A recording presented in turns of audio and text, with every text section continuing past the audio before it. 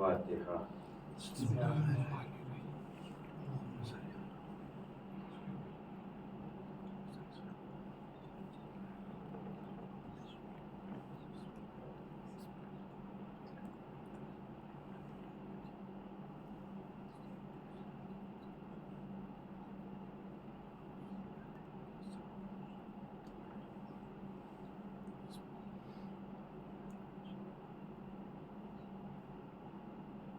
اعوذ باللہ من الشیطان الرجیم، بسم اللہ الرحمن الرحیم، الحمد للہ رب العالمین، والصلاة والسلام علی اشرف الانبیاء والمرسلین وخاتم النبیین مولانا مقتدانا وہادینا وسیدنا ابی القاسم محمد اللهم صل على محمد وآل محمد وعلى أهل بيته الطيبين الطاهرين المعصومين الغر الميامين الذين أذهب الله عنهم الرجس على البيت وطهرهم تطهيرا. اللهم صل على محمد وآل محمد. أما بعد فقد قال الله الحكيم في كتابه الكريم وهو أصدق الصادقين وقوله الحق. بسم الله الرحمن الرحيم. تلك حدود الله فلا تعتدوها ومن يتعدى حدود الله فأولئك هم الظالمون. صلوات پڑھے محمد. اللهم صل على محمد وآل محمد. ان آیہ کریمہ کے اس آیہ کریمہ کے ذیل میں یہ چند روزہ مجلسوں کا سلسلہ الحمدللہ روز بروز آگے بڑھ رہا ہے، اور چونکہ انسان اور خصوصاً شیعوں کے پاس ایسے بابرکت تذکرے ہیں کہ جن سے انسان کی زندگی نیکیوں کی طرح مائل ہوتی ہے، اور وہ نیکیوں کے ایسے نمونے ہیں کہ جنہوں نے ہر حال میں اللہ کی رضا کو اہمیت دی ہے، چاہے حالات جو بھی ہو جائیں.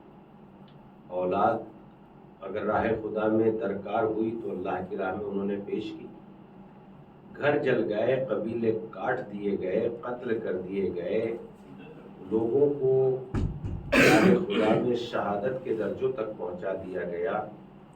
مگر کچھ گھرانے ایسے بھی اس دنیا میں ہیں کہ جنہوں نے کسی بھی چیز کی پرواہ نہیں کی، وہ صرف اور صرف رضائے خدا کو طلب کرتے ہیں اور کسی چیز کو طلب نہیں کرتے. ایسے بھی نیکوکار، ایسے بھی ابرار ہیں کہ جنہوں نے مثلاً خود کو بھوکا رکھنا اور مشقت میں ڈالنے کو اہمیت دی ہے، مگر ان کے دروازے سے کوئی بھوکا چلا جائے اس بات کو بالکل ذرے کے برابر میں قبول نہیں. تو اس اعتبار سے اس آیہ کریمہ کے ذیل میں جو گفتگو، جو مجلسیں، ہماری گفتگو کا زیادہ تر تعلق اسی بات سے ہوتا ہے کہ انسان کے اندر تبدیلیاں اور بدلاؤ آئے. اس لیے کہ انسان کے اندر جب تک کوئی چیز ایسی اس کائنات میں نہیں ہے جس کا کوئی اثر نہ ہو، یہ اے سی چل رہی ہے، اس کا اثر ٹھنڈک ہے کہ نہیں، پنکھا چل رہا ہے اس کا اثر ہوا ہے کہ نہیں، کھانا کھایا ہے اس کا اثر بھوک کا ختم ہونا ہے کہ نہیں، پانی پیا ہے اس کا اثر پیاس کے ختم ہونے کا اثر ہے کہ نہیں. تو اس اعتبار سے اس دنیا میں کوئی کام ایسا نہیں ہے جس کا کوئی اثر نہ ہو. تو اسی اعتبار سے مجلسوں کو بھی ایسا ہونا چاہیے کہ انسان کی زندگی میں اثر پیدا کرے، اور اثر یہ ہے کہ انسان غلطیوں، نادانیوں، گمراہیوں، جہالتوں وہ چھوڑ کر انسانی صفتوں کو حاصل کر، اس لیے کہ انسانی صفتوں سے بڑی کوئی بات انسانی زندگی میں واقعاً کچھ نہیں، اور انسانی صفتیں ہی تو انسان کو انسان بناتی ہیں۔ اگر انسان میں انسانی صفتیں نہیں ہیں تو پھر وہ انسان کہلانے کا حقدار بھی نہیں ہے۔ انسان کہلانے کا حقدار انسان اسی وقت بنتا ہے جب اس میں انسانی صفات پائے جائیں۔ انسانی صفتیں کیا ہے؟ حیوانی صفت یہ ہے کہ چاہے اثر ہو نہ ہو، مثلاً کچھ جانور ایسے ہیں جن کا کام ہی ہے ڈنک مارنا، تو اگر انسان بھی جو ہے کسی کے کردار میں نقب لگا رہا ہے، غیبت کر رہا ہے، تو پھر وہ اس اپنے آپ کو اس جانور کے دائرے میں شامل کرے جس کا کام ہے کسی کو ڈنک مارنا، اس لیے کہ وہ اپنے مثلاً اس سے اپنے جو ہے زبان سے ڈنک مارتے ہیں، تو انسان بھی تو غیبت کر کے اپنی زبان سے ہی ڈنک مار رہا ہے۔ تو اس اعتبار سے انسانی صفتیں انسان میں پیدا ہونی چاہیے، اور اس کے لیے ضروری ہے کہ انسان اللہ کی بتائی ہوئی حدوں سے باہر نہ نکلے، جیسا کہ قرآن مجید کی اس آیہ سورہ مبارکہ بقرہ کی 229 میں ارشاد ہوتا ہے، تِلْکَ حُدُودُ اللَّهِ فَلَا تَعْتَدُوهَا، یہ اللہ کی حدیں ہیں، ان کو آگے اور ان سے باہر نہ نکل جانا۔ اس کے بعد قرآن مجید میں ارشاد ہوتا ہے وَمَن يَتَعَدَّ حُدُودَ اللَّهِ فَأُولَٰئِکَ هُمُ الظَّالِمُونَ، اور جو خداوند عالم کی معین کی ہوئی حدوں کو توڑ دیتا ہے اس کا شمار ظالمین میں ہوتا ہے۔ اور ظلم سے بڑی کوئی چیز اللہ کی نگاہ میں یقینی صورت میں ظلم سب سے بڑا گناہ ہے، جیسا کہ مالک اشتر کے عہد نامے میں امیر المومنین علی ابن ابی طالب علیہ السلام ارشاد فرماتے ہیں، اللہم صلی علی محمد و آل محمد، اے مالک اشتر، دیکھو اس طرف سنو، موبائل سے نکل کر مجلس میں آؤ اور آگے آ جاؤ، اس طرف آ جاؤ، اس لیے کہ اگر مجلس میں بھی موبائل کو میں ہی لگے رہو گے تو پھر اس کے بعد جو ہے مجلس کرنے کا فائدہ یقینی صورت میں نہیں ہوگا۔ مجلس سے نکل کر مجلس میں موبائل سے نکل کر مجلس میں آئے اور دنیا کی فکر کو چھوڑ کے اپنے ذہن کو مجلس کے اندر داخل کریں، اس لیے کہ ایک وہ بندہ جو نماز پڑھ رہا ہے دوہرا رہا ہے بسم اللہ الرحمن الرحیم الحمدللہ رب العالمین، مگر ایک وہ جو الحمدللہ رب العالمین کہتے کہتے اس کے معنی پر بھی غور کر رہا ہے، اللہ کی حمد میں داخل بھی ہو رہا ہے۔ ان دونوں کی نمازوں میں بڑا فرق ہے، اس اعتبار سے کہ اس نے فقط زبان سے تکرار کی ہے اور اثر حاصل نہیں کیا، اس نے زبان سے بھی تکرار کی ہے اور اثر بھی حاصل کیا ہے۔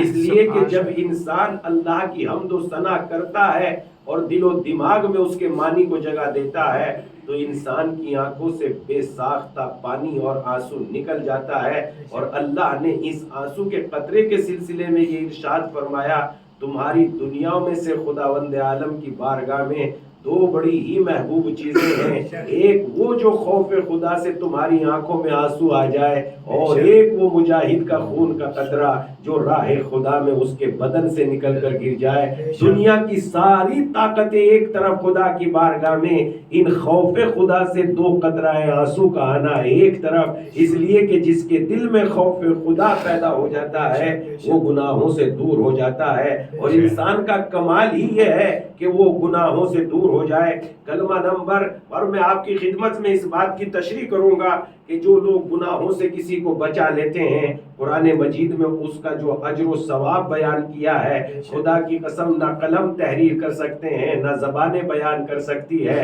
کوئی نہیں لکھ سکتا، مگر خداوند عالم نے اپنے کلام میں مختصر سے الفاظ میں کسی ایک انسان کو گناہوں سے نکال کر ہدایت کی راہوں میں لے آنا، اس کا باقی رہنا ہمارے اوپر ذمہ داری نہیں ہے، مگر ہدایت کی روشنی، ہدایت کا چراغ اس کے لیے روشن کر دینا، یہ اتنا عظیم ہے اللہ کی نگاہ میں۔ اللہ نے قرآن مجید میں ارشاد فرمایا، من قتل نفسا بغیر نفس او فساد فی الارض فکانما قتل الناس جميعا ومن احیاها فکانما احیا الناس جميعا، جس نے ایک انسان کو گناہوں کی طرف لگا دیا، یعنی غلطی سے اپنی طریقے سے اگر اس نے ایک انسان کو گناہوں کی طرف لے آیا تو اللہ نے ارشاد فرمایا قرآن میں کہ گویا اس نے تمام عالم انسانیت کا قتل کر دیا، عالم انسانیت کا قتل کر دیا۔ کیا اور پھر اس کے بعد کہتا ہے وَمَنْ أَحْيَاهَا فَكَأَنَّمَا أَحْيَا النَّاسَ جَمِيعًا، اور جس نے ایک انسان کو راہ ہدایت پہ لے آیا تو گویا اس نے پوری کائنات کو زندگی عطا کر دی، حیات بخش دی۔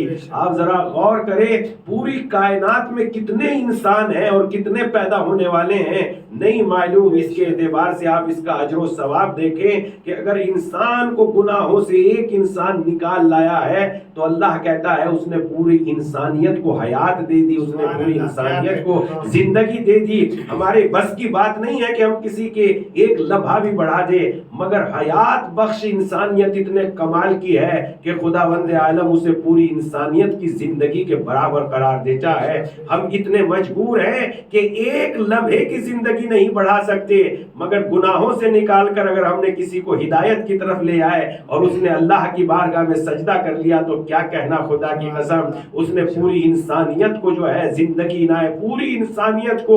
ایک آدمی کی جان بچانا بڑے بڑے ڈاکٹر فیل ہو جاتے ہیں، لیکن ہدایت اتنی عظیم ہے کہ ہم نے اس کو جو ہے مطلب پوری انسانیت کو جو ہے زندگی عطا کر دی۔ اور بس گناہ کے قریب نہ جائے، اور واقعاً گناہ کے قریب نہ جانا بہت ہی انسان کو عقل مندی، ہنر مندی، ثواب، عزت بے پناہ عطا کرتا ہے۔ ہم آپ کو تاریخ کے اعتبار سے بتائیں گے اور آپ کی خدمت میں یہ عرض کریں گے کہ جو ایک کی عبادت بچا لیتا ہے، ایک کی عبادت بچا لیتا ہے، سکھانے کی بات نہیں کی ہے تاریخ نے، ایک کی عبادت بچانے کی بات کی ہے، تو اس کے لیے اپنے زمانے کے نبی کو وحی کرتا ہے جاؤ اس بدکار عورت کی میت پہ نماز جنازہ پڑھے۔ تو ہم بتائیں گے آپ کی خدمت میں اس فاطمہ کا ثواب جس کے بابا وہ ہیں جو سید المرسلین ہیں، جس کے شوہر وہ ہیں جنہوں نے نیکیوں کو حیات بخشی ہے، جس کے بیٹے وہ ہیں جنہوں نے مردہ اسلام کی زندگی کا سامان کر دیا۔ اس فاطمہ کے فضائل و مکارم بیان کرنا یقیناً کسی کے بس کی بات نہیں ہے۔ اس نے جس خاندان کو تعلیم دی ہے وہ سارا خاندان ایسا ہے جس نے اسلام پر اپنی زندگی کو لگا دیا۔ اگر ایک طرف سیدہ ہے تو اسلام پر قربان ہو گئی، دوسری طرف جناب زینب ہے تو اسلام پہ قربان ہو گئی، اگر ام کلثوم ہے تو اسلام پہ قربان ہو گئی، علی ہے تو راہ حق میں شہید ہو گئے، حسن ہے تو راہ حق میں قربان ہو گئے، حسین ہے تو راہ حق میں قربانی دے دی، اسلام کو بچا لیا۔ جو ایک نیکی کو بچا لیتا ہے اس کی نماز جو ہے جناب موسیٰ پڑھاتے ہیں، اور جس نے پوری کائنات کو نیکیوں کا درس دے دیا ہو اس کے لیے یہی ثواب ہے کہ وہ انسان کی شفاعت کرنے کا مستحق۔ صلوات پڑھ دیں محمد و آل محمد۔ اللہم صلی علی محمد و آل محمد، اللہم صلی علی محمد و آل محمد۔ انسان کی زندگی جو ایک انسان کو حیات دے دیتا ہے، گناہ سے بچا لیتا ہے، اور گناہ یقیناً کوئی چیز ایسی نہیں ہے جو انسان کو گناہ سے زیادہ، اگر انسان گناہ سے بچ جائے تو کوئی چیز اس کے لیے کوئی اس کائنات میں قیمتی نہیں۔ امیر المومنین نہج البلاغہ کے کلمہ نمبر 170 میں کیا باتیں ہیں خدا کی قسم۔ مثلاً میں نے ان لوگوں کو بھی دیکھا ہے جو موٹیویشن کرنے کے لیے لیکچرز پہ جاتے ہیں اور وہ ایک چھوٹی چھوٹی باتوں کے نہ جانے لاکھوں لوگ ان کے لیکچروں کو سنتے ہیں اور وہ موٹیویٹ کرتے ہیں تو نہ جانے کروڑوں لاکھوں روپیہ لے لیتے ہیں، مگر کتنی عظیم باتیں، اور کسی کی اوقات نہیں ہے کہ ان جیسی باتوں کو کوئی بیان کر سکے۔ دنیا میں کسی کی اوقات نہیں ہے جو ان جیسی باتوں کو بیان کر سکے۔ اہل بیت سے بڑی بات کسی کی ہو ہی نہیں سکتی، اس لیے کہ دنیا کے جتنے بھی لوگ ہیں وہ تجربے کی روشنی میں کہتے ہیں، اور اہل بیت اللہ کے دیے ہوئے علم کی روشنی میں کہتے ہیں۔ دنیا کے سارے انسان وہ ہیں جو جاہل لوگوں کی لکھی ہوئی کتابوں کو پڑھتے ہیں۔ میں نے جاہل کیوں کہا؟ اس لیے کہا کوئی ایک ہی میدان میں عالم ہو سکتا ہے، سارے میدانوں میں عالم نہیں ہو سکتا، مگر اہل بیت کی عظمت وہ ہے وہ ہر میدان میں عالم ہے، زہد کے معاملے میں عالم ہے، دریاؤں کے معاملے میں عالم ہے۔ بس علی کا یہ کہنا کہ میرے سامنے سے ساری کائنات کے پردے ہٹا دیے جائیں تو میرے علم میں اضافہ نہیں ہوگا۔ ہم ایک نعمت کے بارے میں نہیں سوچ سکتے، علی ساری کائنات کو جانتے ہیں، ذرے ذرے کو جانتے ہیں۔ تو اس سے بہتر دنیا کے جتنے بھی لوگ ہیں وہ صرف اپنے تجربے کی روشنی میں کچھ کہہ سکتے ہیں، اور اس اعتبار سے ان سے بڑھیا بات اور ہم سے بڑا کلام کسی کے پاس نہیں ہے، اس لیے کہ وہ جو بھی کہتے ہیں تجربے کی روشنی میں کہتے ہیں۔ گناہوں سے پاک تو نہیں کہا جا سکتا کہ انہوں نے کبھی کوئی گناہ نہیں کیا، یہ تو نہیں کہا جا سکتا کہ انہوں نے کبھی کوئی گناہ نہیں، کوئی بھی ہو گناہ تو یقیناً انسان کے سر پر ایسے منڈلاتے رہے ہیں کہ جہاں بھی دیکھو گناہ انسان کے سر پہ کھڑا رہتا ہے، لیکن وہ گناہگار اگر کوئی بات کہتے ہیں تو لاکھوں لوگ ان کی باتوں کو سننے کے لیے تیار اور آمادہ ہو جاتے ہیں، اور بڑے بڑے خرچے اور بڑے بڑے ہال اور بڑی بڑی کرسیاں اور بڑے بڑے مثلا اخراجات کیے جاتے ہیں، لیکن یہ اتنے کمال کی چیزیں دنیا کی میں نے کسی کتاب میں نہیں پڑھی، اتنی بڑی بڑی باتیں جو امیر المومنین علی ابن ابی طالب علیہ الصلوۃ والسلام نے آسانی سے بیان کر دی ہے۔ دیکھیے ایک جملہ،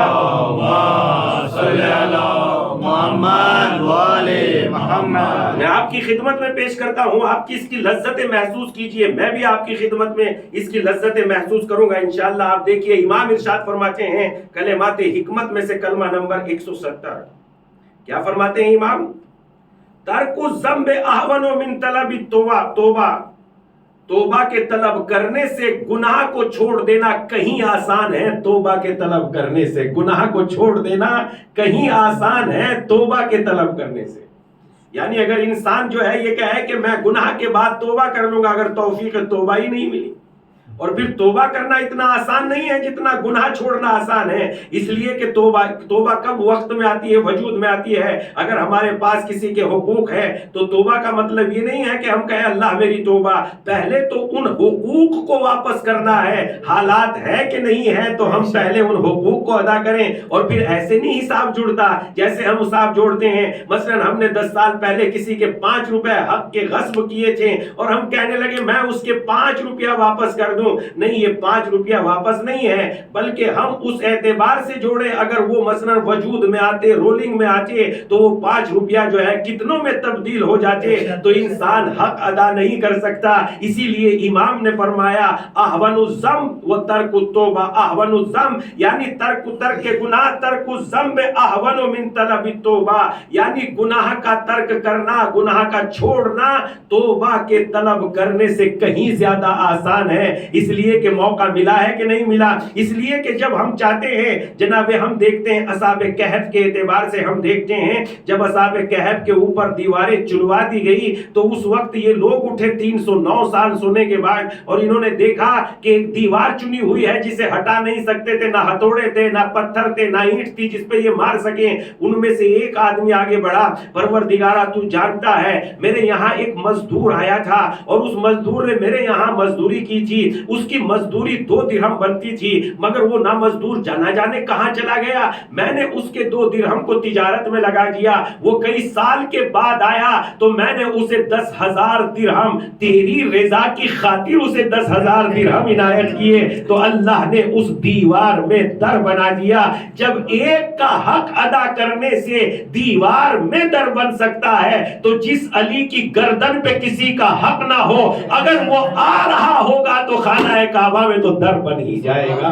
ایک صلوات پڑھتے ہیں محمد اللہم صلی علی محمد وآل محمد۔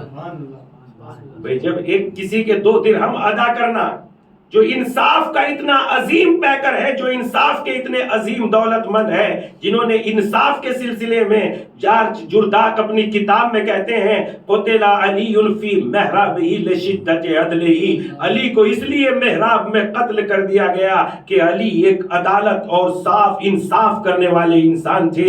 یعنی علی ایک لمحے کے لیے ایک ذرے کے برابر بھی کسی کے ساتھ ناانصافی ہو جائے، یہ علی کا کیریکٹر نہیں ہے، یہ علی کا کردار نہیں ہے۔ ایک عالم دین نے بڑا عظیم جملہ کہا امام علی کے بارے میں، دنیا کے جتنے بھی بادشاہ ہیں لوگ ان کے ظلم سے ڈرتے ہیں، بس ایک علی کی حکومت ایسی ہے جس میں لوگ عدل سے ڈرتے ہیں، انصاف سے ڈرتے ہیں۔ ایک صلوات پڑھ دیں محمد و آل محمد سے۔ اللہم صلی علی محمد و آل محمد۔ گھر سے واپسی پر آنے کے بعد چہروں پہ نور پیدا ہو ہی جاتا ہے۔ ایک صلوات پڑھتے ہیں اللہم صلی علی محمد۔ محمد وآل محمد. تو انسان جو ہے اللہ کی بارگاہ میں دیکھے کہ ہم اللہ کی بارگاہ میں انصاف یعنی عدل و انصاف کسی کا ذرے کے برابر بھی ہمارے اوپر حق نہ ہو. تو اس اعتبار سے امام نے کیا فرمایا؟ ترک الذنب احون من طلب التوبہ. گناہ کو ترک کرنا توبہ کی طلب سے آسان تر ہے. یعنی گناہ کا ترک کرنا آسان ہے توبہ کی طلب سے. توبہ کرنے سے گناہ کا ترک کرنا بہت آسان ہے. گناہ کیوں ترک؟ گناہ کا اثر اگر توبہ کی توفیق مل بھی جائے تو گناہ کا اثر کچھ نہ کچھ رہ ہی جاتا ہے. ہم دیکھتے ہیں اس کی مثال علماء کرام نے کیا بیان کی. علماء کرام اس کی مثال میں کہتے ہیں ایک وہ کپڑا جس پہ بالکل بھی کوئی مثلا کہیں سے پھٹا نہ ہو اور ایک وہ کپڑا جسے پھٹ گیا ہو, کتنا ہی اس پہ قیمتی رفو کیوں نہ کرا لے نشان باقی رہ جاتا ہے کہ نہیں رہ جاتا؟ نشان باقی رہ جاتا ہے. اسی طریقے سے مثلا اگر ہمارے بدن پر کوئی چوٹ لگ جاتی ہے, مثلا ہڈی ٹوٹ جاتی ہے یا کہیں بدن پہ کوئی زیادہ بڑا زخم آ جاتا ہے تو زمانہ بیت کے اس زخم کو بھر تو سکتا ہے مگر زمانہ اس کے نشانات کو مٹا دے یہ زمانے میں طاقت نہیں ہے. بس یہیں سے بات واضح ہو جاتی ہے جب انسان کے بدن پہ پڑا ہوا نشان زخم کا نشان مٹانا مشکل ہے تو اسی طریقے سے روح پر پڑے ہوئے گناہ کے اثرات مٹانا بہت مشکل ہے. اسی لیے امام نے فرمایا گناہ کا ترک کرنا توبہ کے طلب کرنے سے کہیں آسان ہے. گناہ کا ترک کرنا توبہ کے طلب کرنے سے کہیں زیادہ آسان ہے. پھر ایک روایت اور ہے جسے بہار الانوار میں اور علامہ مجلسی نے بھی بیان کیا ہے, بہار الانوار میں اور کلینی نے بھی بیان کیا ہے.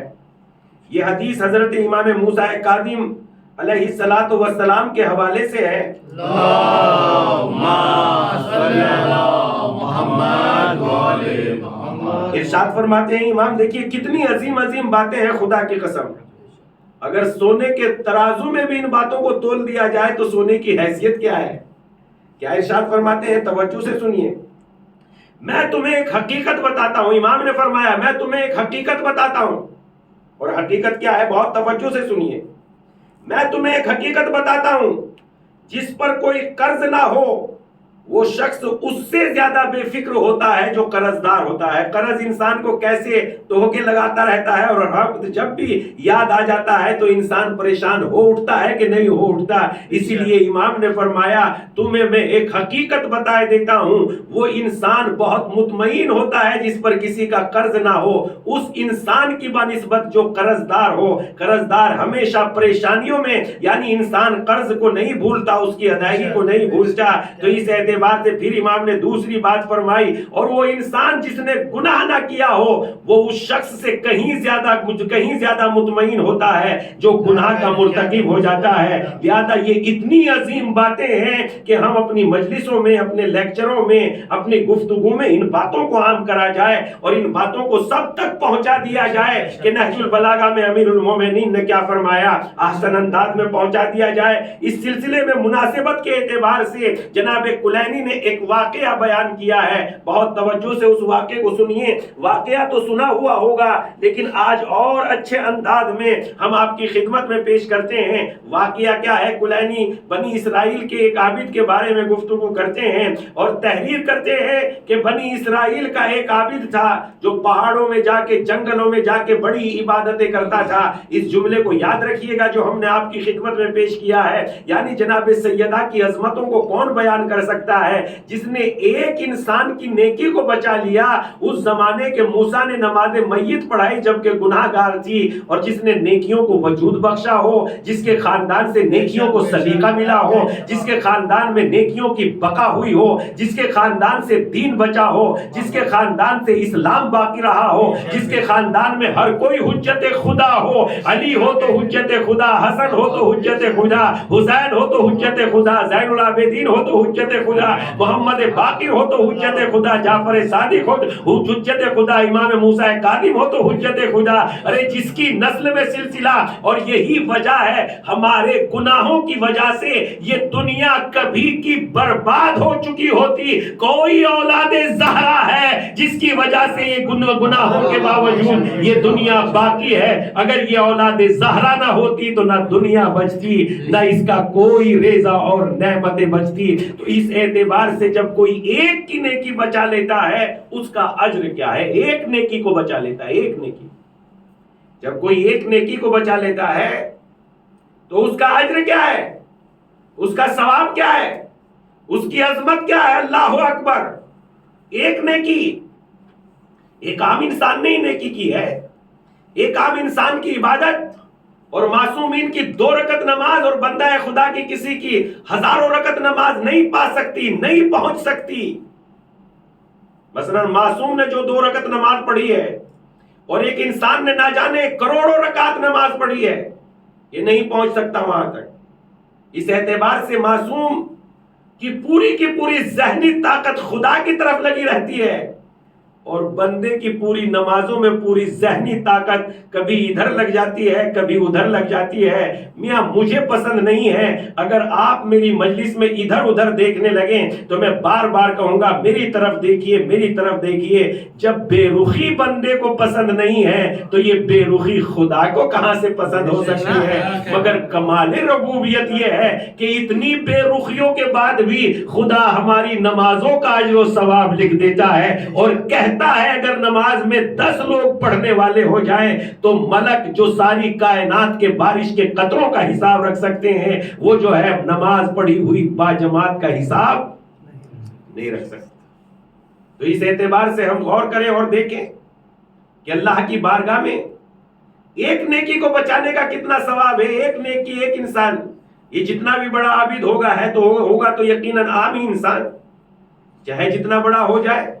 اس نے ٹھیک ہے اپنی خواہشات کو دفن کر دیا، اس نے ٹھیک ہے یہ اللہ کی عبادت کے لیے آ گیا، لیکن اہل بیت کی 1 رکعت نماز، اہل بیت کا 1 سجدہ یقیناً ساری دنیا کے سجدوں پر اہل بیت کا 1 سجدہ فوقیت رکھتا ہے. جہاں ساری اہل بیت، اور یہ ایسے ہی نہیں کہہ رہا کہ آپ سمجھے کہ مولانا صاحب بڑے فضائل بیان کر رہے ہیں. نہیں، یہ میری بات نہیں ہے. اگر یقین نہیں آتا تو جنگ خندق میں آ جائیں، جس میں پیغمبر اسلام نے علی کے بارے میں فرمایا علی کی آج کی ایک ضربت ثقلین کی عبادتوں پہ بھاری ہے. میں تو اسی دنیا کی بات کر رہا ہوں، پیغمبر نے تو دونوں جہانوں کی بات کی ہے، چاہے وہ آسمانوں کے ملک کیوں نہ ہو، چاہے وہ فرش زمین کے انسان کیوں نہ ہو. علی کی ایک ضربت ثقلین کی عبادت پہ بھاری ہے، تو علی کا 1 سجدہ سارے عبادتوں کے سجدہ گزاروں کے سجدوں کا سردار ہے. سجدہ گزاروں کے سجدوں کا سردار. اس اعتبار سے جس نے ایک نیکی کو بچا لیا، ایک انسان کی نیکی، اس کی عبادت کو بچا لیا. کہتے ہیں کہ یہ شخص بنی اسرائیل میں عبادت گزار تھا، بہت عبادت کیا کرتا تھا اور اللہ کو بہت یاد کرتا تھا. شیطان نے اس کی عبادت کو دیکھا اور بڑا پریشان ہو گیا، اور جب شیطان اس کی عبادتوں کو دیکھ کر بڑا پریشان ہو گیا تو چلا اٹھا. اس لیے کہ شیطان نہیں چاہتا کہ زمین پر اللہ کی عبادت ہو. شیطان تو یہی چاہتا ہے کہ لوگ غلط راہوں پہ چلتے رہے اور گناہوں کو کرتے رہے تاکہ میرے دائرے میں سبھی کا شمار ہو چکے. یہی انسان ہے جس کی میں وجہ سے مردود بارگاہ ہو گیا اور اللہ کی بارگاہ سے مجھے نکال دیا گیا. لہذا میں آدم کے بیٹوں کو بہکاؤں گا اور ہر راستے سے بہکاؤں. شیطان کے لیے تو قرآن مجید نے کہا انہ عدو مبین، وہ تمہارا کھلا ہوا دشمن. تو اس لحاظ سے اللہ کی بارگاہ میں ایک نیکی کی اہمیت کتنی ہے. شیطان نے اپنے تمام چیلوں کو بلایا، اور جب شیطان نے اپنے تمام چیلوں کو بلایا اس وقت اس نے کہا، چیخ اٹھا اور چیخ کے کہا کون ہے جو اس عابد کو اس کی عبادت سے دور کر دیں. اس کے اللہ اکبر کہنے سے میری کمر ٹوٹ جاتی ہے، زخم پہنچتا ہے، تکلیف ہوتی ہے. کون ہے جو اس عابد کو دور کر دے، اس عابد کو جو ہے اس کی عبادتوں سے ختم کر دے. لہذا اس وقت جو ہے ایک شیطان آیا اور اس نے کہا کہ میں اس کام کے لیے آگے بڑھتا ہوں. شیطان نے کہا تم کون سے طریقے سے اس کو بہکاؤ گے؟ اس نے کہا کہ میں عورتوں کے ذریعے اور خواہش نفس کے ذریعے اس کو بہکاؤں گا. شیطان نے کہا یہ تیرے بس کی بات نہیں ہے. اگر اس کو ان چیزوں کی ضرورت ہوتی تو یہ بستیوں میں آتا، جنگلوں میں رہ کے عبادت پروردگار میں مشغول نہ ہوتا. یہ اس کام کا آدمی نہیں ہے، لہذا تم اس کو نہیں بہکا سکتے. دوسروں نے کہا، دوسرا آیا، دوسرے نے کہا میں اس کو بہکانے کی کوشش کرتا ہوں. اس نے کہا کہ تم اس کو کس طریقے سے بہکائیں گے؟ کہا میں شراب کے ذریعے اور نفسانی خواہش کے ذریعے. کہا نہیں، یہ شراب کی بھی طرف مائل نہیں ہے. تیسرے نے کہا کہ میں اس کو بہکاؤں گا. کہا کس طریقے سے بہکاؤ گے؟ کہا میں اس کو بہکاؤں گا عبادتوں کے ذریعے، یعنی میں اس کی برابر میں اسی کا لباس پہن لوں گا اور عبادتیں اتنی کروں گا، اتنی عبادتیں کروں گا کہ یہ خود بخود میری طرف متوجہ ہو جائے گا، اور جب یہ میری طرف متوجہ ہو جائے گا تو میں اسے ضرور بہکا دوں گا. شیطان نے کہا بالکل ٹھیک ہے، تم بہت کام کے بندے ہو، لہذا تم جاؤ اور اس عابد کو عبادت سے روکو، اس لیے کہ اس کے سجدوں نے میری کمر کو توڑ دیا ہے. لہذا وہ آیا، آنے کے بعد اس نے جو ہے اس عبادت گزار کی برابر میں مصلی بچھا دیا. یہ عابد تو خلوص نیت سے عبادت کرتا تھا، لہذا تھک بھی جاتا تھا، پریشان بھی ہو جاتا تھا، اور جب اسے تھکن ہوتی تھی تو یہ تھوڑا سا آرام کرتا تھا. لیکن اب جو یہ نیا عابد آیا ہے عابد کے لباس میں، اس نے جیسے ہی مصلی بچھایا ہے، یہ بیچارہ 2 رکعت پڑھتا ہے، یہ اتنی دیر میں 5 رکعت پڑھ دیتا ہے. یہ بیچارہ تھک کے آرام کرتا ہے، یہ بیٹھنے کا نام ہی نہیں لیتا، یہ عبادتیں پڑھ کیے جا رہا ہے، کیے جا رہا ہے. اس کو بیچارے کو، عابد کو جو خلوص سے نیت سے عبادت کر رہا تھا، اس کو پریشانی ہوئی. اے بھائی، ایسی عبادت کا طریقہ کیسے سیکھا؟ اس نے کہا ہٹو بھائی، مجھے میری عبادت میں خلل کیوں ڈال رہے ہو؟ مجھے تم سے بات کرنے کے لیے نہیں آیا ہوں، میں تو اپنی عبادت کے لیے آیا ہوں. لہذا یہ بیچارہ اور پریشان ہوا. یہ کہنے لگا میں نے زندگی گزار دی، اتنی عظیم عبادت کا سلیقہ نہیں پایا جتنی اس عظیم عبادت یہ بندہ خدا کر رہا ہے. لہذا اس کے بعد جو ہے اس نے کہا، جب تھوڑا سا پھر اس نے کہا بھائی بتاؤ تو صحیح، اتنی طاقت و قوت عبادت کے لیے تم نے کہاں سے حاصل کی؟ اس نے کہا ٹھیک ہے، جب تم پریشان کر ہی رہے ہو تو میں تمہیں بتا دیتا ہوں. اس نے کہا کہ کون سا طریقہ ہے؟ کہا طریقہ یہ ہے، میں نے ایک گناہ کر لیا تھا، اور اس گناہ کی جب بھی میرے ذہن میں اس گناہ کی تصویر آ جاتی ہے میں لرز اٹھتا ہوں، اور لرز اٹھنے کی بنیاد پر زیادہ طاقت مجھ میں عبادت کرنے کی پیدا ہو جاتی ہے. لہذا تم بھی وہی گناہ کرو، تاکہ جب گناہ کو یاد کرو تو اللہ کی عبادت میں اور زیادہ لگ جاؤ. ابلیس کی یہ بتائی ہوئی، شیطان کی یہ بتائی ہوئی بات عابد کو تھوڑی سی سمجھ میں آئی. صحیح بات ہے، جب انسان تڑپے گا کہ آہ مجھ سے گناہ ہو گیا، ویسے ہی انسان کے اندر عبادت کی طاقت زیادہ پیدا ہو جائے گی. اس نے کہا کہ میں کون سا گناہ کروں؟ عابد نے، اس نے بتایا شیطان نے، فلاں محلے میں چلے جاؤ، وہاں ایک بدکار عورت رہتی ہے، تم اس کے ساتھ اپنا جو ہے اس طریقے کا گناہ انجام دو. اس نے کہا کہ اس کا طریقہ کیا ہوگا؟ کہا اسے 2 درہم دینا، وہ تمہاری خواہش کو پوری کر دے گی. اس کے بعد یہ عابد جاتا ہے اور آنے کے بعد کہتا ہے میرے پاس تو 2 درہم بھی نہیں ہے، لیکن شیطان نے اپنے پیر کے نیچے سے 2 درہم نکالے اور اس کو دے دیے. یہ عبادت کے لیے عابد کے لباس میں چلا، محلے سے گزرتا ہوا، لوگوں سے اس کا ایڈریس پوچھتا ہوا جاتا تھا. لوگوں نے کہا شاید عابد صاحب اس کی اصلاح کرنا چاہتے ہیں. لوگوں نے اس کی بڑی مدد کی تاکہ یہ راستہ نہ بھٹکے، اس لیے کہ عابد جا رہا ہے تو اصلاح کے لیے جا رہا ہے نا، گناہ کے لیے تھوڑا ہی جا رہا ہے. بس یہیں سے میں کہتا ہوں اگر تم نے نیکی کرنے کا ارادہ کر لیا تو کائنات کا ہر ریزہ ریزہ تمہاری مدد کرنے کے لیے تیار ہو جائے گا. اس لیے نیکی کرنے کا ارادہ کرو تاکہ یہ پوری کائنات تمہاری مددگار ثابت ہو جائے. عبادت کرو، عبادت نیکی کرنے کا، تاکہ یہ پوری کائنات تمہاری عبادت میں شمار ہو جائے اور تمہاری مدد کرنے کے لیے تیار ہو جائے. اس کے بعد یہ چل دیا. یہ عورت بھی تھوڑی سی سر پہ دوپٹہ ڈال کے باہر آئی. کہا آج تو شامت آ گئی ہے، اس لیے کہ یہ نصیحت کرنے کے لیے آ رہے ہیں، یہ تو آج مجھے جو ہے بہت قاعدے سے مواعظہ کریں گے، قاعدے سے نصیحت کریں گے. لیکن معاملہ کچھ اور ہی نکلا. انہوں نے آواز دی، اور آواز دی تو وہ تھوڑا سا پردے اور حجاب میں اس کے سامنے آئے عابد کے، اور انہوں نے کہا کہ کیا بات ہے؟ اس عورت سے کہا کہ اٹھو اور میری خواہش کو پورا کرو، یہ 2 درہم جو تمہاری قیمت ہے اس کو حاصل کرو اور چلو میری خواہش کو پوری کرو. اس نے کہا کہ نہیں، تم کیا چاہتے ہو؟ یقیناً تمہیں شیطان نے بہکا دیا ہے. کہا نہیں تم اپنا کام کرو، مجھے شیطان نے نہیں بہکایا بلکہ ایک عابد ہے جو عبادت میں مجھ سے کہیں زیادہ مضبوط ہے، میں بھی وہ طریقہ عبادت حاصل کرنا چاہتا ہوں، تم اپنا کام کرو مجھے اپنا کام کرنے دو۔ اس عورت نے کہا کہ گناہ کرنے کے بعد گناہ تو جہنم میں لے جائے گا، کہا نہیں میں توبہ کر لوں گا۔ اس خاتون نے کہا اگر توبہ کی توفیق نہ ملی تو پھر کیا ہوگا؟ یہ سویا ہوا غفلت میں عابد بیدار ہوا، واقعاً اگر عالم گناہ میں ہی موت آ گئی تو میرا انجام کیا ہوگا؟ جیسے ہی اس نے یہ بات کہی ویسے ہی یہ بیدار ہو گیا اور واپس چلا گیا۔ اب جو یہ واپس گیا، واپس جانے کے بعد اس نے دیکھا کہ وہ شیطان یہاں نہیں ہے، فوراً اس خاتون کی بات یاد آ گئی جس نے یہ کہا تھا جب شیطان پہچان لیا جاتا ہے تو اپنی جگہ چھوڑ دیتا ہے، چلے جاؤ واپس، اگر وہ اپنی جگہ پر ہوگا تو واپس چلے آنا، اور اگر اپنی جگہ پر نہیں ہے تو سمجھ لینا وہ شیطان تھا۔ عابد پہنچا اور پہنچنے کے بعد اس نے دیکھا کہ یقیناً واقعاً وہ تو شیطان تھا، اس لیے کہ اس خاتون کی بات۔ اب دیکھیے اس نیکی کو بچانے کا، اس نے نماز نہیں پڑھی، اگر پڑھی بھی ہوگی اس نماز کی حیثیت کیا ہے؟ اس خاتون نے تو بے پناہ جس کا کام ہی بدکاری کر کے پیسے حاصل کرنا ہے، نہ جانے کتنا گناہ کیا ہوگا، نہ جانے کتنے لوگوں کو برباد کیا ہوگا، لیکن کرم خدا دیکھیے جیسے اس نے اس عابد کی عبادتوں کو بچایا، غفلت سے اس غافل کو بیدار کیا، ہوش میں لایا، اس لیے کہ بدن کی بے ہوشی کو ہوش میں لانا آسان ہے، روح کی غفلت کو توڑنا کہیں زیادہ مشکل ہے۔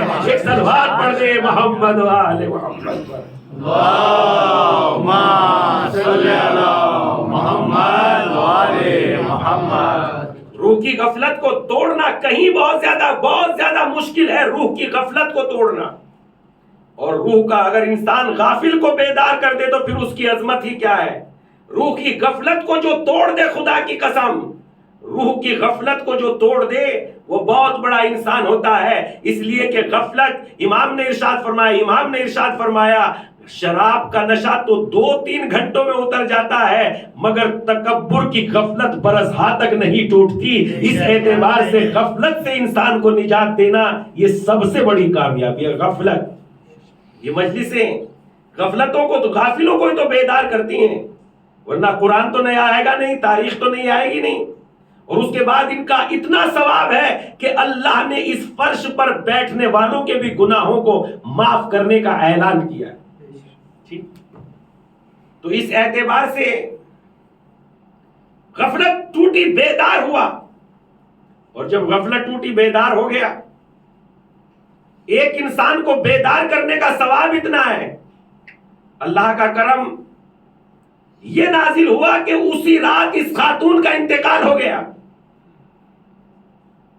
اور جانتے ہیں اس کے دروازے پہ کیا لکھا گیا؟ اس کے دروازے پر جب اس کا انتقال ہو گیا اور لوگوں کو خبر پتا چلی کہ اس کا انتقال ہو گیا تو اس کے دروازے پہ لکھا ہوا تھا اس کے جنازے میں شریک ہو جاؤ، یہ بہشتی عورتوں میں سے ایک عورت ہے۔ بس یہیں سے پتا چل گیا ایک ہی کی عبادت بچائی نا، جو ایک کی عبادت بچا لیتی ہے وہ بہشتی عورت ہو جاتا ہے، اور جو سب کی عبادتوں کو سلیقہ عبادت دیتی ہے اسے بہشت میں لے جانے کا اختیار حاصل ہو جاتا ہے۔ ایک صلوات پڑھ دیں محمد و آل محمد پر۔ اللہم صلی علی محمد و آل محمد۔ اسے بہشت میں لے جانے کا اختیار ہو جاتا ہے۔ میری بیٹی فاطمہ اتنی عظیم خاتون ہے کہ جب روز محشر آئے گا تو بہشت کے دروازے پہ کھڑی ہو جائے گی اور ہر ایک کو آواز دے گی، اور حسین کے شیعوں اور حسین کے عزاداروں کو جب تک جنت میں داخل نہیں ہوگی، اور اس وقت جو ہے ارشاد ہوگا اے فاطمہ داخل جنت ہو جاؤ،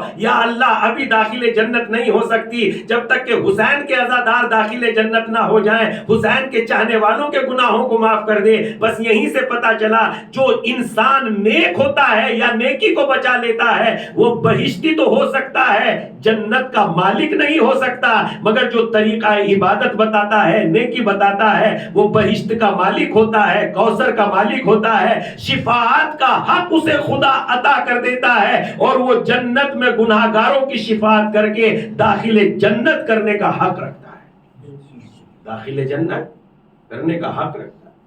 تو اس اعتبار سے ہم ذرا غور کریں کہ دیکھیں کہ ایک نیکی، ایک عابد کی نیکی بچانے کے لیے، لہذا اس کے بعد جن لکھا ہوا تھا اس کے دروازے پر اس بہشتی، یہ خاتون بہشتی ہے، مگر اس کے باوجود بھی لوگ اس کے جنازے میں شریک نہیں ہوئے، گھن کر رہے تھے، غفلت کر رہے تھے۔ جناب موسیٰ علیہ السلام پر وحی نازل ہوئی، اے موسیٰ جاؤ اور ہماری خاتون کی نماز جنازہ پڑھاؤ، اور ہم نے اسے بخش دیا ہے۔ جناب موسیٰ کو بھی تعجب ہوا، پروردگارا اس کی نماز جنازہ کہاں، لوگوں کو بھی کہو کہ اس کی نماز جنازہ میں شریک ہو جائیں۔ لہذا جناب موسیٰ کے کہنے پر لوگ بھی نماز جنازہ میں شریک ہو گئے۔ اب آپ اندازہ کیجئے، ایک عابد کی عبادت بچانے کا ثواب یہ ہے کہ اس زمانے کا نبی اس خاتون کی نماز جنازہ پڑھائے، اور پورے اسلام کے بچانے کا ثواب یہ ہے، یا ایتھا النفس المطمئنہ ارجعی الی ربک راضیۃ مرضیہ، اے نفس مطمئن اپنے رب کی طرف پلٹا، تو اپنے رب سے راضی ہے اور تیرا رب تجھ سے راضی، اپنے رب کی طرف پڑھنا۔ تو اس اعتبار سے گناہوں کو ترک کرنا، کیا فرمایا امام نے؟ ترک الذنب احون من طلب التوبہ، گناہ کا ترک کرنا توبہ کی طلب، توبہ کرنے سے کہیں زیادہ آسان ہے۔ لہذا اس کو یاد رکھیے، گناہ کا ترک کرنا اتنے لمحے کی بات ہے، گناہ کا ترک کرنا بس اتنی بات ہے، دیکھ سکتے ہیں بس اتنی ہی بات ہے، منہ بدل لیجئے، پھیر لیجئے، یہ اتنا آسان ہے گناہ کا ترک کرنا۔ لیکن اس کے بعد اگر اس کی توبہ تو ممکن ہی نہیں ہے جب تک دوبارہ نہ کرنے کا ارادہ نہ کر لے، اس کے کفارات نہ ادا کریں۔ تو گناہ کا ترک کرنا توبہ کرنے سے کہیں زیادہ آسان ہے، گناہ کا ترک کرنا۔ لہذا اس اعتبار سے گناہوں سے، واقعاً گناہ سے اگر انسان بچ جاتا ہے تو خدا کی رحمت میں شامل ہو جاتا ہے، اور خدا اپنے خزانوں کے دہانے کھول دیتا ہے۔ خداوند عالم کی بارگاہ میں نیکیوں کا انجام، اللہ اکبر، اور جب نیکیوں کا انجام یہ ہے، جب عبادتوں کو بچانے والے کا انجام یہ ہے، اس کے بعد ہم دیکھتے ہیں، مگر افسوس کی بات یہی ہے کہ یہ سب صرف قارون صفت، نمرود صفت لوگ جن میں خود فضیلتیں نہیں ہوتی، وہ فضیلتوں فضائل والے انسان کو قبول نہیں کرتے۔ دنیا کو ہم نے دیکھا، یعنی ہم کیا قرآن مجید میں بلکہ ہر نظریے کا انسان، جو چاہے جس قوم سے بھی، ملت سے بھی تعلق رکھتا ہو، جو نہ مانتا ہو اہل بیت علیہ السلام کو، لیکن ان کے بارے میں کوئی یہ تحریر نہیں کر سکتا کہ انہوں نے جو ہے کسی کا حق کھایا ہو، کسی کو ستایا ہو۔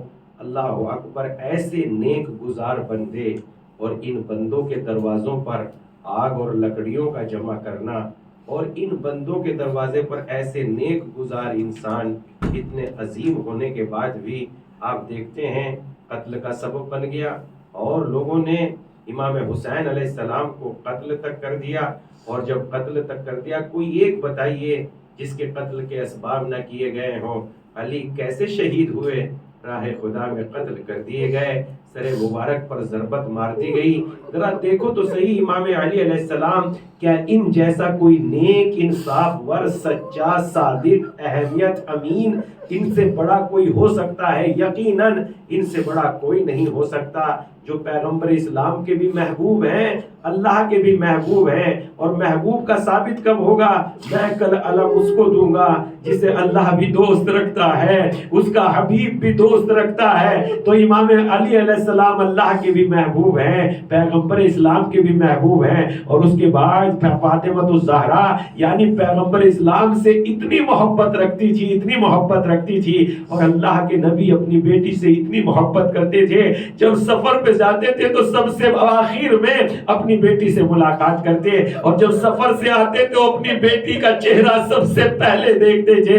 مگر اسی بیٹی کے دروازے پر آگ اور لکڑیاں جمع کر دی گئی، اور ہر انسان کو جو سیدہ سے تعلق رکھتا تھا، اسے کیسے تڑپا تڑپا کے قتل کیا گیا ہے۔ ارے جانتے ہیں شمر ملعون جب امام حسین کو قتل کر رہا تھا، خود کنجر کو پہلے کٹ کرتا ہے، ہے اور اس کو پتھر کی اس سے دھار کو ختم کرتا ہے اور کتنی ضربیں لگاتا ہے. امام حسین علیہ السلام اور امام حسین علیہ السلام جب زمین پر آتے ہیں تو کیسے مفلسانہ اور غربت کی طرح ہم دیکھتے ہیں. جب امام حسین جنگ کرتے ہیں اور جنگ کرتے کرتے کبھی ادھر پلٹتے ہیں تو کبھی ادھر بڑھتے ہیں, فوجوں کے سر اڑ کے ہوا میں گونجتے ہوتے ہیں اور اس وقت جو ہے آواز آتی ہے, اے حسین بس کرو, تمہارا خدا تم سے راضی ہو گیا, تم اپنے رب کی طرف پلٹ آؤ. اس کے بعد حسین تلوار کو نیام میں رکھتے ہیں. ارے کوئی پتھر مارتا ہے لیکن حمید ابن مسلم کہتا ہے میں نے دیکھا کہ ایک ظالم بڑا سا نیزہ لیے ہوئے امام حسین کی طاق میں تھا اور جب اس کے نزدیک سے امام حسین گزرے, ارے ظالم نے بھالا پھینک کے امام حسین پر حملہ کر دیا اور امام حسین کا وہ بھالا پہلو میں لگ گیا, جس کے بعد امام گھوڑے پر نہ رہ سکے اور زمین پر آئے. اب شبر بڑھا, آگے بڑھا, آگے بڑھا, یہاں تک کہ قتل کرنا چاہتا ہے اور قتل کرتے کرتے ایک موقع وہ بھی آیا, خود خنجر سے امام حسین کے گلے پہ ضرب مارتا جاتا تھا مگر حسین کا گلا تھا جو کٹتا نہیں تھا. ایک مرتبہ پیغمبر دیکھ رہے ہیں, اے علی دیکھ رہے ہو میرا نواسا کیسے قتل کیا جا رہا ہے, اے علی حسین کی مدد کرو, اے علی حسین کی مدد کرو. یا پیغمبر کیا مدد کروں, کیا شبر کے ہاتھوں سے تلوار لے کے پھینک دوں؟ نہیں علی ایسا نہیں ہے, بلکہ دیکھو رے علی امام حسین کی گردن سے روح فاطمہ لپٹی ہوئی ہے. ارے حسین سے فاطمہ کو جدا کر دو. لو آگے بڑھا کارواں, علی نے فاطمہ کی روح کو جدا کیا. تب شبر کا خنجر چلا اور ایک آواز گونجی, الا قتل الحسین بکربلا, الا ذبح الحسین بکربلا. حسین قتل کر دیے گئے, حسین ذبح کر دیے گئے. الا لعنت اللہ علی قوم الظالمین وسيعلم الذين ظلموا أي منقلب ينقلبون. پروردگارا تجھے واسطہ محمد والے محمد کا, ہمیں گناہ سے محفوظ رہنے اور ترک گناہ کی توفیق عنایت فرما. پروردگارا جیسا کہ تیرے بندہ عظیم نے ارشاد فرمایا, ترک الذنب احون من طلب التوبہ, گناہ کا چھوڑنا توبہ کے کرنے سے کہیں زیادہ آسان ہے. مالک ہمیں توبہ کرنے کی توفیق سے پہلے گناہ نہ کرنے کی توفیق عنایت فرما. پروردگارا جو گناہ ہو گئے ہیں ان کی توبہ کرنے کی توفیق عنایت فرما. پروردگارا تجھے واسطہ محمد والے محمد کا, جو لوگ دنیا میں نہیں رہ گئے ہیں ان کی ارواح کو خوشنودی عنایت فرما. پروردگارا ان کی قبر کو نور سے منور فرما. پروردگارا بے گھروں کو گھر عطا فرما. پروردگارا بے روزگاروں کو روزگار عنایت فرما. پروردگارا جو صاحب روزگار ہیں ان کے روزگار میں برکت عنایت فرما. پروردگارا جو اپنی دولت کو, اپنے پیسوں کو نیک کاموں میں خرچ کرتے ہیں, پروردگارا ان کے کاروبار میں زیادہ سے زیادہ برکتیں عنایت فرما. پروردگارا تجھے واسطہ محمد والے محمد کا, پروردگارا بے اولاد کو اولاد عنایت فرما. پروردگارا بیماروں کو صحت کاملہ عنایت فرما. پروردگارا تجھے واسطہ چہارہ معصومین علیہ السلام کا, جو بے خطا جرم و خطا, بے جرم و خطا قید خانوں میں گرفتار ہیں, پروردگارا ان کی آزادی کے اسباب عنایت فرما. پروردگارا تجھے واسطہ محمد والے محمد کا, آقا کے ظہور میں تاجیل فرما. ہمیں ان کے آوان و انصار میں شمار فرما. ربنا تقبل منا انک انت السمیع العلیم. آپ حضرات سے گزارش ہے, ایک مرتبہ سورہ حمد اور 3 مرتبہ سورہ توحید کی تلاوت فرما کر کل مومن مومنات کے ارواح کو ایصال فرما کیجیے. بسم اللہ